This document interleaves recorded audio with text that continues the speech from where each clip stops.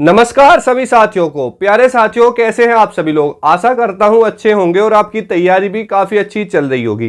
प्यारे साथियों, जब से रेलवे ग्रुप डी की आंसर की आई है ना, तो बच्चे बहुत ज्यादा परेशान हैं कि सर हमारे नंबर बहुत कम हो चुके हैं। साथ ही दोस्तों, जो हवाबाज थे वो तो बाहर हो चुके हैं, यानी जो 90 वाले थे वो आ गए 20 पे। लेकिन साथियों, कुछ बच्चे ऐसे भी हैं जिनके वाकई में नंबर कम हुए हैं। तो इस केस में अब कट ऑफ पर क्या प्रभाव पड़ेगा और वो बच्चे अपने नंबर कैसे बढ़वा सकते हैं, ठीक है। और इन फैक्ट्स पर हम बात करेंगे, यानी आंसर की में गड़बड़ी, अपने नंबर कैसे बढ़वाएं, क्या रेलवे बच्चों के साथ धोखा कर रहा है, कट ऑफ ज्यादा जाने का कारण, कट ऑफ कम जाने का कारण, और सभी फेसेस की बात करेंगे हम सटीक कट ऑफ के साथ, जिसमें एग्जाम लेवल कंपटीशन और एवरेज अटेम्प्ट की भी बात करेंगे। तो देखो साथियों, पहली बात तो आप ये समझिए कि अभी आपको रेलवे ने 19 तारीख तक, किसमें साथियों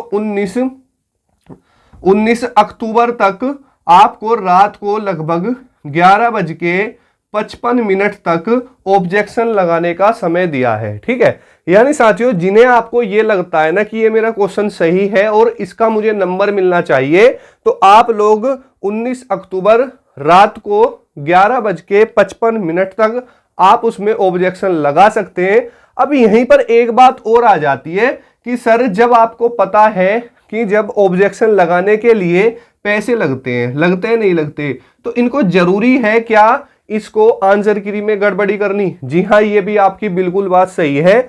हालांकि देखो, रेलवे से या जो भी आपका एग्जाम करवा रही है उससे मिस्टेक हो जाती है, लेकिन ये भी एक बात आपकी बिल्कुल सही है कि सर जब हम ऑब्जेक्शन लगाते हैं तो पैसे लगते हैं। और सबसे बड़ी बात, एक ग्रुप डी की नौकरी एक बहुत ही गरीब या मध्यम वर्ग का बच्चा तैयारी करता है। कभी भी जो बड़े पैसे वाला है वो कभी भी ग्रुप डी के चक्कर में नहीं पड़ता। और साथियों, गरीब लोग ऐसी स्थिति में, आपको पता है कि महंगाई और गरीबी का क्या स्तर चल रहा है, तो ऐसे में ये चीजें बहुत ज्यादा दिक्कतें करती हैं और ये बात सच भी है, ठीक है।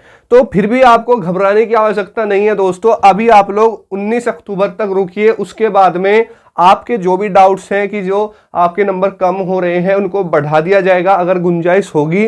अब बच्चों का ये डाउट है कि सर मेरे 10-10 नंबर तक कम हो रहे हैं, ठीक है, यानी एक शिफ्ट में 10-10 क्वेश्चन एरर हैं जिसमें आंसर की गलत दी हुई है और बच्चों के 10-10 नंबर कम हो गए, ठीक है।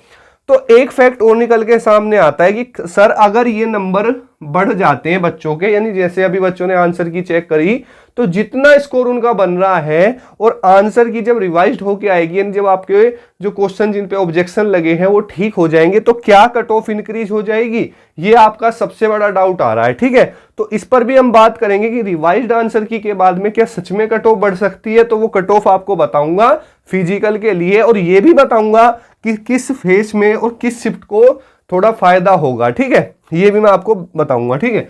अब देखो, सबसे पहले मैं आपके साथ एक बात शेयर करता हूं दोस्तों। देखो, रेलवे चल रहा है बहुत तेजी से, इस चीज का आपको ही पता है। तो रिजल्ट, बच्चों का एक डाउट है कि सर रिजल्ट, ठीक है, तो रिजल्ट आपका बहुत जल्दी, यानी साथियों मैंने बताया था कि नवंबर के लगभग 15 तारीख से पहले आपका रिजल्ट जारी कर दिया जाएगा। अगर हम बात करते हैं कि ये 19 अक्टूबर के बाद में आपकी जो रिवाइज्ड आंसर की है कब तक होगी, तो साथियों लगभग मैं बताऊं तो 22 से 24 के बीच में कभी भी आपकी दोबारा से रिवाइज्ड आंसर की जारी कर दी जाएगी, जिसमें आपको वे क्वेश्चन देखने के लिए मिलेंगे जो कि साथियों आपने ऑब्जेक्शन लगाए हैं। अगर वाकई उनमें गुंजाइश रहेगी और वो गलत रहेंगे तो आपको उनका नंबर दिया जाएगा। आपको बिल्कुल भी घबराने की जरूरत नहीं है, ठीक है। तो अभी ये नहीं कि भाई अगर आपका एग्जाम हो गया, देखो जो तुक्के मारने वाला है, अब किसी ने 90 कर दिए, वो चाहता है कि भैया मेरे 80 हो जाए, तो ऐसा मुमकिन नहीं है ना, क्योंकि भाई आपको अपनी जो एक्यूरेसी थी वो भी मेंटेन करनी थी। एक्यूरेसी का मतलब जितने क्वेश्चन आते थे उतने ही कीजिए, क्योंकि 1/3 की नेगेटिव मार्किंग थी और हवाबाजों का तो पत्ता साफ हो गया। साफ सी बात है, मैंने बताया था कि लगभग 60 लाख बच्चों ने एग्जाम दिया है दोस्तों। 60 लाख बच्चों में से लगभग 10% बच्चा आपका कंपटीशन में बचा हुआ है, और जो ये लगभग 50 जो आपका बच जाता है 90% बच्चा, ये बिल्कुल बाहर हो चुका है, ठीक है, ये हो चुका है बाहर, क्योंकि हवाबाजों की कोई जगह नहीं है अब रेलवे क्या किसी भी एग्जाम में। क्योंकि साथियों, अगर आपको अब नौकरी लेनी है तो आपको दिन रात एक कर दिन रात एक करके कड़ी मेहनत करनी पड़ेगी, ठीक है। क्योंकि साथियों इस 90% बच्चे ने फॉर्म सिर्फ 10th बेस पर भरा था और सोचा था 1 लाख वैकेंसी है तो कहीं ना कहीं हमारा भी तुक्का लग जाएगा, लेकिन भाई बच्चों के 2 नंबर 3 नंबर माइनस में ऐसे ऐसे नंबर है। मैंने खुद कम से कम ज्यादा नहीं तो 90 आंसर की देखी है जिनके नंबर 10 5 2 1 2 ऐसे भी हैं, ठीक है। तो इसमें कोई दोहराइया छुपाने वाली या झूठ नहीं है कि 90% बच्चा बिल्कुल बाहर हो चुका है। अब कंपटीशन सिर्फ 10% बच्चों में रह चुका है, ठीक है। ऐसा ही आपका पिछली बार हुआ था, ठीक है। अब आप कहोगे कि सर पिछली बार के अकॉर्डिंग इस बार की कट ऑफ क्या रहेगी, तो दोस्तों लगभग 10 नंबर का कम रहेगी। 10 नंबर तो कम से कम देखने के लिए कम मिलेगी। रीजन क्या है दोस्तों, पिछली बार एक छोटा सा अगर आप अंदाजा लेके चलें तो आप अपने दिमाग से एक बात सोचिए यार, जब बच्चों के 100 से भी ऊपर नंबर थे, 100 से भी ऊपर नंबर थे, वैकेंसी भी कम थी, कंपटीशन लेवल भी ज्यादा था, ठीक है, और नॉर्मलाइजेशन में 30 35 ठीक है 40 तक नंबर बढ़े थे, समझ रहे हो बात को। तब भी साथियों अब देखोगे ना तो 80 सबसे हाईएस्ट है जो कट ऑफ गई थी, नहीं तो लगभग 70 के अप्रोक्स ही सब कुछ खत्म हो गया था, कहीं कहीं पर तो इससे भी कम थी। तो भाई इन चीजों को देखकर ही मैंने आपको बताया है। और उस समय पर जो एग्जाम लेवल था, क्योंकि जो साथियों कट ऑफ होती है ना वो सिर्फ डिपेंड आपके एग्जाम पैटर्न पर और लेवल पे करती है कि आपका एग्जाम लेवल कैसा है। अब बहुत सारे ऐसे होंगे कि भाई आप एनटीपीसी की देख लो, उसकी देख लो, एमटीएस की देख लो। देखो ये सब चीजें सिर्फ आपको नेगेटिविटी देती है और पॉजिटिविटी कभी नहीं देती। मैंने कितनी बार कहा है कि भाई तुम एमटीएस की तुलना इस ग्रुप डी से मत करो, क्योंकि भाई ग्रुप डी में और एमटीएस के एग्जाम लेवल में पैटर्न में फर्क है। आपको एक बात बताऊं, आपने 25 नंबर की साइंस देखी होगी, ठीक है, 25 नंबर की साइंस थी। अगर मैं आपसे बोलूं ना कि आप कसम खा के बताओ कि आपके साइंस में कितने क्वेश्चन सही हैं, मैं गारंटी दे सकता हूं अगर आपने 10 से 12 रो मार्क्स अगर आपके आ रहे हैं, मैं क्वेश्चन सही होने की बात नहीं कर रहा, ऐसे तो तुक्के मारने वाले भी कर देंगे, लेकिन मैं वो बात कर रहा हूं कि आपने 25 में से लगभग 15 या 16 अटेम्प्ट करे और आपके 12 से 13 क्वेश्चन उसमें सही हों, ठीक है, या फिर 10 से 12 तक आपका साइंस के अंदर रो मार्क्स हो, ठीक है। तो भाई ऐसे बच्चे बहुत कम आपको देखने के लिए मिलेंगे, क्योंकि साइंस का स्तर वो था। अगर आपने बिल्कुल वन लाइनर पढ़ के चले गए, मैं बुक का नाम नहीं लूंगा लेकिन आप समझ रहे हो, तो साथियों इनसे काम नहीं चलेगा। साइंस बिल्कुल डीपली अच्छी खासी प्रैक्टिकली वाली पूछी जा रही थी, ठीक है, न्यूमेरिकल्स वगैरह से क्वेश्चन पूछे जा रहे थे, जहां पर पिछली बार के मुकाबले जहां पर जो आपका न्यूमेरिकल का वेटेज था वो बहुत कम था, वो इस बार ज्यादा रहा है। आप अगर उठा के देखोगे, चाहे आप केमिस्ट्री को उठा लो चाहे फिजिक्स से उठा लो, सिर्फ आपके न्यूमेरिकल से क्वेश्चन थे, फॉर्मूले से डायरेक्ट क्वेश्चन थे। कहीं भी आपको ऐसा नहीं दिया गया कि भाई आपसे वन लाइनर में से कोई क्वेश्चन पूछा गया हो। देखो एग्जाम तो आपने दिया है यार, मैं झूठ बोल रहा हूँ या सच बोल रहा हूँ वो तो तुम्हें भी पता है। इस बात का तो अंदाजा है आपको कि भाई सिटिंग अरेंजमेंट के क्वेश्चन थे या नहीं थे, 6 से 7 क्वेश्चन थे और घुमाने वाने वाले क्वेश्चन थे। 2-2 मिनट को मैं पढ़ने में लग रहा था, और अगर आपसे एक बार गलती से कहीं मिस्टेक हो गई तो लगभग 4-5 मिनट खराब होने ही होने हैं। तो ऐसे ही 4-5 क्वेश्चन तो वे हो गए। साइंस की ले लो भाई, साइंस में वन लाइनर से बहुत कम क्वेश्चन थे, ऐसे ऐसे क्वेश्चन भी आपने देखे होंगे जो घुमा फिरा के नहीं दे रखे थे। मैथ की बात करूं तो मैथ में बहुत सारे क्वेश्चन ऐसे थे जो कि डायरेक्ट हो जा रहे थे, लेकिन बहुत सारे ऐसे भी थे जिनका आंसर निकालने के बाद भी एक्यूरेट आंसर निकल के नहीं आ रहा था। तो बहुत ज्यादा घुमाव फिराव और बहुत ही ज्यादा सटीक पैटर्न के साथ ये आपका जो एग्जाम है वो बनाया गया था, और इस तरीके से बनाया गया था कि आप चाहे कितने ही होशियार हो, कितनी तैयारी करिए, तो भी आप भाई ईमानदारी से 70-75 से ऊपर जाने का तो कोई मतलब नहीं है। जो बच्चा टॉपर होगा ना, जो सबसे ऊपर आएगा, वो भी यहीं तक होगा, क्योंकि तुम लोग सिर्फ अपनी मेहनत पर ध्यान दे सकते हो, इससे ज्यादा कुछ नहीं। और जो कंपनी ने एग्जाम बनाया है भाई, वो एग्जाम पैटर्न ही इस प्रकार से बना रही है कि तुम 80 तक तो पहुंच ही नहीं पाओगे। बात को समझना।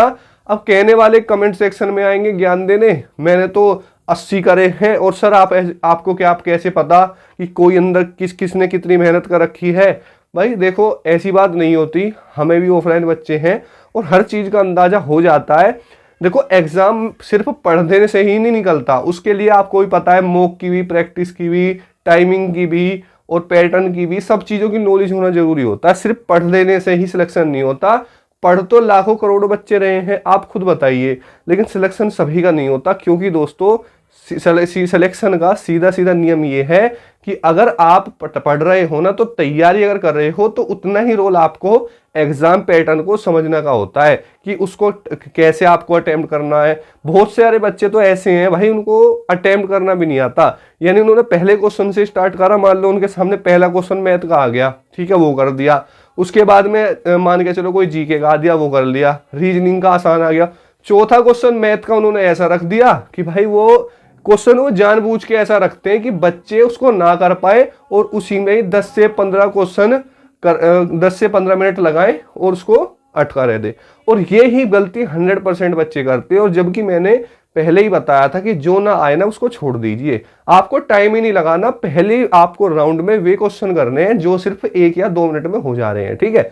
लेकिन बच्चों ने फिर वही गलती कर दी, चौथे क्वेश्चन पर अटके रहे, पता चला आधा घंटा हो गया, फिर वही क्या करेंगे, होपलेस हो जाते हैं। वैसे भी एग्जाम हॉल में बैठ के 50% तो बच्चे भूल ही जाते हैं, और उस फिर 50% का भी आपको ऊपर बर्डन इतना आ जाता है, टाइम ज्यादा हो जाता है, कर नहीं पाते, फिर लास्ट में आप तुक्के ही मारते हैं। तो बहुत सारी चीजें होती हैं। और भाई बच्चे, सच बताऊं ना, कोई भी गवर्नमेंट एग्जाम हो, पहले की तुलना आप अभी से मत कीजिए, क्योंकि जब में और अब में जमीन आसमान का फर्क हो चुका है। पहले जैसे सरकारी नौकरी मिल जाती थी, अब ऐसे नहीं मिलती, ठीक है। तो अब क्वेश्चन पेपर ऐसे बनाया जाता है कि आपको नौकरी लेने के लिए लड़ना पड़ेगा। पहले जो पेपर आते थे वो कहते थे कि हाँ आप सर नौकरी लो, अब के जो पेपर आते हैं वो ये कहते हैं कि हम आपको नौकरी नहीं देंगे।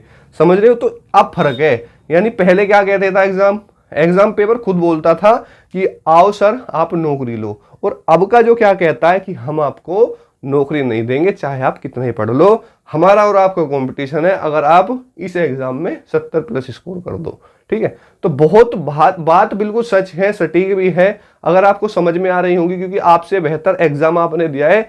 चाहे आप लाखों करोड़ों वीडियो यूट्यूब पे डाल लो, वो मतलब देख लो, लेकिन आपने एग्जाम दिया है, आपसे अच्छा एनालिसिस कोई नहीं कर पाएगा, एग्जाम पैटर्न आपसे अच्छा कोई नहीं समझ पाएगा, और ये भी नहीं समझ पाएगा कि मैं गलत बोल रहा हूं क्या सच, ठीक है। ये सिर्फ आप समझोगे कि हाँ भाई सर सही कह रहे हैं, एग्जाम पैटर्न भी ऐसा था, ठीक है, और मैंने क्या अटेम्प्ट करा है, क्या सर झूठ बोल रहे हैं सच बोल रहे हैं, अपने जी से पूछ के देखो क्या मैं गलत कह रहा हूं। भाई अगर आप 60 क्वेश्चन आपने कर लिए ना ठीक ठीक, तो आपकी तैयारी अच्छी नहीं बहुत अच्छी है इस ग्रुप डी एग्जाम में, यकीन मानना दोस्तों। एक्सपीरियंस से बोल रहा हूँ, मैं खुद आरआरबी एनटीपीसी में सिलेक्टेड हूँ, दिल्ली पुलिस में सिलेक्टेड हूँ, काफ़ी एग्जाम क्रैक किए मैंने, काफ़ी बच्चों का सिलेक्शन करवाया है, तो ऐसे ही मैं कोई चीज़ें आपको नहीं बोल रहा, ठीक है। रही बात देखो कट ऑफ की, अगर मैं बात करता हूँ कि face wise, face 1, face 2, face 3, face 4 और फेस 5 के आपके अलग अलग एग्जाम हुए थे, ठीक है। तो इन फेसेस में क्या उतार चढ़ाव हो सकता है, या फिर कोई फेस ऐसा है जिसको ज़्यादा फायदा होगा, या कोई फेस ऐसा है जिसको ज़्यादा नुकसान होगा। तो दोस्तों ऐसा कुछ भी नहीं है। आप किसी भी फालतू की वीडियो में ये मत सुनिए कि उसको फायदा होगा उसको नुकसान होगा, ऐसा नहीं है।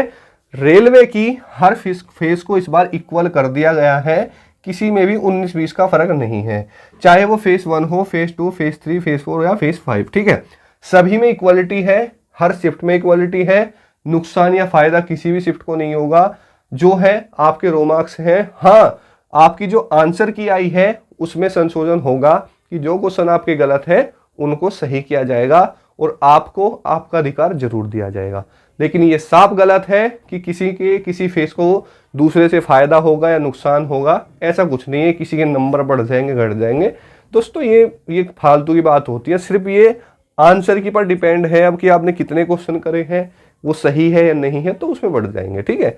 अगर देखो अब हम बात कर लें कि क्या कट ऑफ रह सकती है आंसर की, अगर आती है रिवाइज्ड, तो हम फिजिकल की तैयारी शुरू करें सर बता दीजिए, ठीक है। तो मैं यहाँ आपको 2 कट ऑफ बताऊंगा प्यारे साथियों, एक हाई कट ऑफ एक नॉर्मल, और एक तो हाई बताऊंगा, ठीक है, जहाँ पर हाई कट ऑफ जोन होते हैं, और एक वो बताऊंगा मैं जहाँ पर आपके नॉर्मल जा सकते हैं। तो एक वीडियो में आपको इसके बाद वो दूंगा जो कि जिसमें मेंशन करके रखूंगा कि ये वाले हाई कट ऑफ जोन है, ये नॉर्मल कट ऑफ जोन है, ये लो है, तो उसमें आप कंपेयर कर लेना, ठीक है। तो देखो अगर मैं यहाँ पर जनरल की बात करूँ, ज़्यादा से ज़्यादा हाई से हाई जोन भी है ना, तो वहाँ की कट ऑफ 62 से लेके 65 तक रहेगी। कितनी?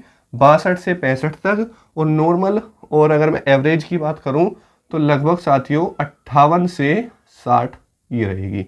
ये आपकी लो, ठीक है, ये नॉर्मल तक चली जाएगी और ये हाई वाली, ठीक है। तो ये उतार चढ़ाव रहेगा, इससे ज़्यादा नहीं रहने वाला। ओबीसी की बात करूं तो लगभग 60 से 63, यहीं पर अगर मैं लो और नॉर्मल की बात करता हूं तो यहाँ पर 56 से लेके आप 59 तक मान ला। अगर मैं ईडब्ल्यूएस की बात करूं तो 58 से लेके 61, ठीक है। अगर आप बात करते हैं लो की तो लगभग 55 से लेके 58 तक। एससी की बात करूं तो 56 से लेके लगभग आप मान के चलना 57 तक। हाई में और नॉर्मल की बात करता हूं तो 54 से लेके लगभग 56। एसटी की बात करूं लो में तो लगभग साथियों मान के चलना है यहाँ पर 52 से 53 नंबर, और ये हाई है तो यहाँ पे मान के चलना लगभग आप 54 से लगभग 55, और अगर हम यहाँ की बात करें तो लगभग 50 से 53, ठीक है। इसमें प्लस माइनस 2 करके चलना, ठीक है। तो मैंने आपको डाटा बता दिया फिजिकल के लिए। फाइनल की बात दूसरी है, कितनी बढ़ेगी कितनी घटेगी, नेक्स्ट वीडियो में मैं आपको बताऊंगा वो सभी जोन जिसमें हाई, लो और नॉर्मल रहेंगे, किस बेस पे मैंने वो बनाया है, वो डाटा रहेगा, कहाँ क्या वैकेंसी है, कितने बच्चों ने पेपर दिया है, कितना कंपटीशन है, एक सीट पर कितना कंपटीशन है, पिछले साल क्या रहा था, कैसी नौकरी है, क्या एरिया है, सब डिटेल उसमें रहेगी। तो उस वीडियो को देखने के लिए चैनल को अभी सब्सक्राइब कर लीजिए, और उसी के साइड में आपको बेल आइकन दिखेगा, उसको प्रेस कर लेना। जैसे ही वीडियो डलेगी आपके पास नोटिफिकेशन आ जाएगा और आप उस वीडियो को देख पाएंगे। तो जय हिंद, वंदे मातरम दोस्तों, पढ़ते रहिए, आबाद रहिए। अगर आपको कोई डाउट है तो कमेंट सेक्शन में आप कमेंट कर सकते हैं, हम आपका रिप्लाई जरूर देंगे। आप सभी को फिर से एक बार मेरा सादर प्रणाम। खुश रहिए, पढ़ते रहिए और अपने माँ बाप का सपना पूरे करते रहिए।